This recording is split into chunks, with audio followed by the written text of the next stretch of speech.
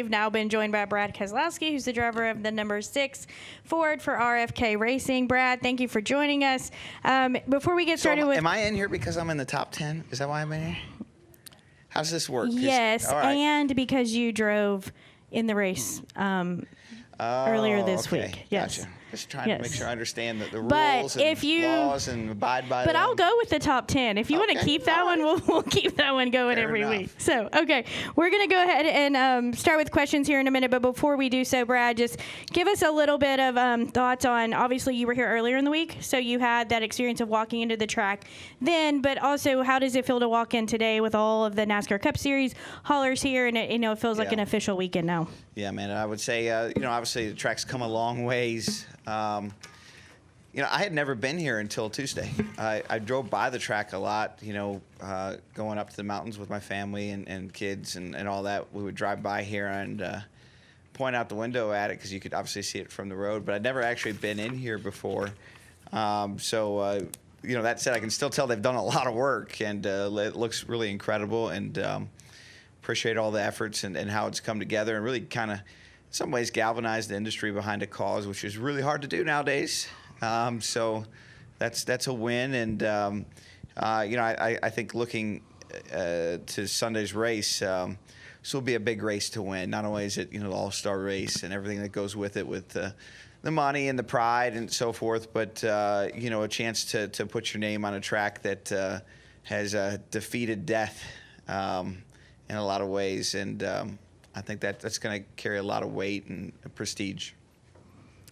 All right, we'll go to start with Mark and then go to Matt Weaver, Steve Post, and to Bob Hawkers. Mark Arrow, PRN. You're talking about being top 10. We're halfway through the regular season. Are you trying to play offense and defense at the same time as far as the points, trying to make sure that you're firmly in the top 16? In a position to get into the playoff on points and try to win at the same time? How are you guys trying to do that? I think, Mark, it's probably a pretty safe bet that 2 or 3 new winners are still left. And in that sense, that would put us on the playoff bubble line. So we want to win a race. And we've had a couple of shots, and they've kind of slipped through our fingers. Had a shot at Daytona, had a shot at Atlanta, probably had a good shot at Richmond. And for various reasons, it didn't come together, and you kind of go, oh, shucks. But we need to capitalize on those races and get the wins. But the races where we don't have the opportunity to win and we're, kind of in that 10th to 15th place range, and obviously we need to get those points when they're available for us. All right, we'll go to Matt Weaver. Matt Weaver, Motorsports Tribune. One of the things that have challenged the Cup Series the last 2 years with this car has been the short track product, right? Yeah. But with a track that has no grip whatsoever, that could eliminate shifting. Could this be more of a traditional short track show on Sunday? I think so. I think the limited grip here really is interesting in a number of ways. I think 2 things stand out to me about it. One is that it really favors itself to removing some of the aero stuff that we've had problems with as a whole, and I think that's probably going to be really good for us and put the racing a little bit more in the driver's hands. And I think that feeds into the second part that stands out to me is, how will the drivers adapt? The drivers have fallen into a routine of racing where the cars have been fairly easy to drive. And, I think generally when you go backwards, we see a lot of spins and accidents and things like that when you go backwards on that grip knob. So this is a step backwards on the grip knob, which is welcome by me at least. And we'll see what it does to the driver's ability to find that limit without going too far and having a bunch of accidents. And then this month has been kind of like a North Carolina Speed Weeks, almost like Florida Speed Weeks, where there's racing going on all across the Carolinas, Darlington too, right? How valuable is it to the hub, this part of the country, to have this much racing volume and this much support for it amongst your Cup peers and the short track guys? Well, it's nice to have 3 weeks without, having to be on the airplane for us as an industry. But, we have our weeks. The front half of the year, it's just nonstop travel. You guys know, man, it is. You go up and down the road or fly. And it takes a balance of all those things. We need to get out to people that don't see us all the time and that aren't in our world and in our bubble. But then we also need to serve the people that are close to us and that do care so much and have been a part of the heritage and history of the sport forever. So I think our schedule strikes a good balance of that, with the first half of the year, of course, being more long-distance travel and things like that, and then this part of the year being closer to the areas that have really helped establish the sport in a time when the weather's good enough to really enjoy it. So it's part of the joys of the NASCAR travel life, is seeing it from all sides, and this is always a fun part of the year for me personally. All right, we're going to go Steve and then up to Bob. Steve Post, Motor Racing Network. Brad, this week Kyle Larson spent a little time at Indianapolis, a place your former employer is very, very tuned in with. Going to do the double next year. Is that something that ever appealed to you, you explored, you'd be interested in? How will you be watching it? Just your take on Kyle doing the double next year. Well, I mean, I watched Indy 500 regardless of whether somebody's doing the double, but it's something more to watch, which is always a good thing. And we'll probably bring in casual fans. That's good for both IndyCar and NASCAR. The double is such a unique thing to be able to do in all of sports, especially in motorsports, that I think it naturally garners attention. And in that sense, there was a time where I really wanted to do it, and it was just clearly impossible with OEM relationships. And it's good to see him in a spot where he's able to do it and wants to do it and can do it, and wish him the best. All right, Bob.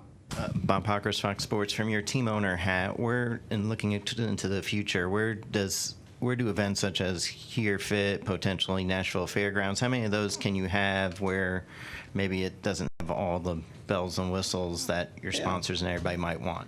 Well, I mean, I think this is a great event for our industry, and I think sometimes we get caught up on things that maybe aren't as important. I'm not worried about coming to tracks like this. I mean, yes, there's going to be some sacrifices. I'm sure the traffic on Sunday is going to be a problem, and I'm sure there's going to be issues with, whether it's a track coming up or whatever it is. And those things are going to happen when you come to venues such as this. But I think they're a welcome trade-off to, having a stale schedule of every year the same place. And I think there's a level of patience that I have, and I think the industry has towards those things when they're on a irregular basis. So I sure hope we do get to Nashville next year or year after, or whatever they end up doing. And I hope we're able to do this event for a number of years. I suspect that, there will be some capital improvements that are going to be made out of this weekend. And hopefully that's, some infrastructure around traffic and the race surface. And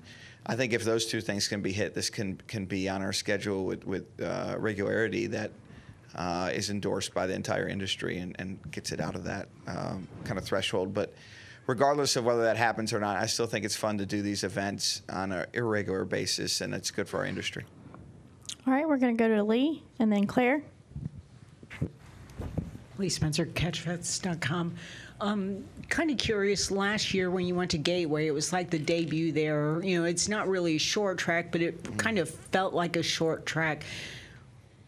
What do you think it was about that track that just kind of made everybody like on edge and just very aggressive? Well, Lee, I think Gateway is a really good racetrack for the next-gen car. It's got multiple grooves on both ends that kind of eliminate some of the aero stuff that we talk about, or maybe not all the way, but partially at least. It's got good speed down the straightaway and then tight corners that make you really search for grip. So, I think there's certain tracks that fit the cars better than others, and Gateway, the way it's laid out and it was set up last year and assuming the same this year, is one of those. All right, Claire. Claire B. Lang, Sirius XM NASCAR Radio. The Pit Crew Challenges tonight. You made some swap at Talladega, Chris Buescher's team. How are your pit crews at RFK stacking up? What do you expect from them tonight? I mean, we had practice yesterday, day before yesterday. If we can perform today the way we practice, I think we can win it. So we got two really, really strong pit crews with the 6 and the 17, and I'm very excited about tonight and seeing what we can do. If we can deliver like we have in practice, we've got a really good shot. Talk about the art of coming in to the pit yourself, and for the driver's part of it, how it can be tricky. Yeah, I mean, you just want to get all you can get, right? Everybody's pushing to their maximum limit, and if you step over it, that's it. It's over. a little bit difficult here because you'll have to do your pit stop on old tires. And the rules, NASCAR is making us use our tires from practice, which will be fairly worn out. And so that makes it easy to slide through the box and have all those related issues. So that's one of the things that stands out. But as far as the pit road itself, it's in beautiful condition with being redone, and it should be a great setting for this type of event. And I'm so glad to see it come back. Thank you, Brad. All right, we're going to come up front to Steve, please. Hey, Brad, What a Steve guy Reed. here, man. He's running I know, it's building up a sweat. for the team here. Steve Reed from the Associated Press. Hey, I wonder if you talk about the track itself. I mean, it's going to be a different type of track. Are you looking forward to running it? And any concerns about it holding up? Yeah.